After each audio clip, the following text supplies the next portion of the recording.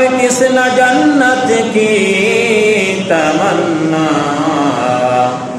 जो मिल जाए जगह मुझको मदीना।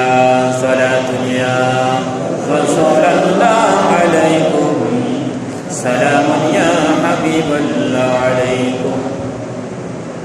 আল্লাহ সুবহানাহু ওয়া তাআলা কিয়ামতের দিন যারা নামাজ পড়বে না, বেনামাজি থাকবে, যারা নামাজের সাথে সম্পৃক্ত থাকবে না, তাদেরকে কিয়ামতের দিন আল্লাহ সুবহানাহু ওয়া তাআলা বলবেন, তোমরা আমাকে সিজদা দাও।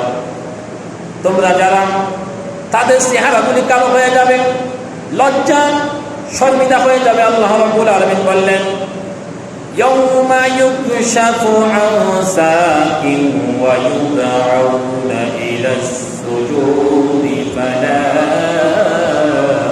يستطيعون। স্মরণ করে সেদিন যাবতীয় রহস্যময় উদ্ভাবন সমস্ত কিছু তোমাদের জন্য সেদিন প্রকাশিত হয়ে যাবে।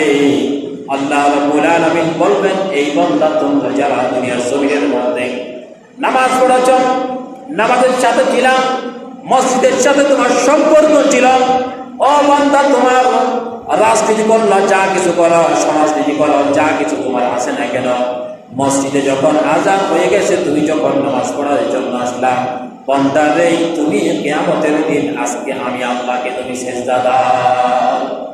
যদি তুমি পৃথিবীর মধ্যে সিজদা দিয়ে থাকো, আজকেও তুমি আমাকে সিজদা দাও। আল্লাহ রাব্বুল আলামিন অন্য একটি আয়াতের মধ্যে বলেন, ওয়াকাদ কানু ইউদআউনা ইলাস সুজুদি ওয়া হুম সালিকুন। সেই সব লোক যারা পৃথিবীর মধ্যে নামাজ পড়ে নাই, নামাজের সাথে ছিল না, নামাজ তাদেরকে নামাজ থেকে দূরত্ব ছিল, বেনামাজি ছিল, আল্লাহ রাব্বুল আলামিন সেই দিন তাদেরকে সিজদা দেওয়ার জন্য তৌফিক দিবেন না। কিয়ামতের দিন তারা সিজদা দিতে পারবে না, সিজদা দিতে চাইলেও দিতে পারবে না, কবরটা সোজা হয়ে থাকবে, পাকা করার সুযোগ থাকবে না। কারণ জমিনে যারা রুকু করে, জমিনে যারা সিজদা করে, কিয়ামতের দিন তারাও পাকা হতে পারবে। আর যারা পৃথিবীর মধ্যে রুকু করে নাই, সিজদা করে নাই, কিয়ামতের তারা আল্লাহকে সিজদা দিতে পারবে না।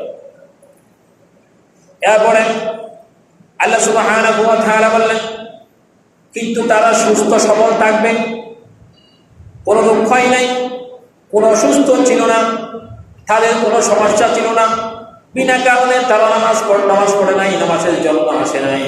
আল্লাহ সুবহানাহু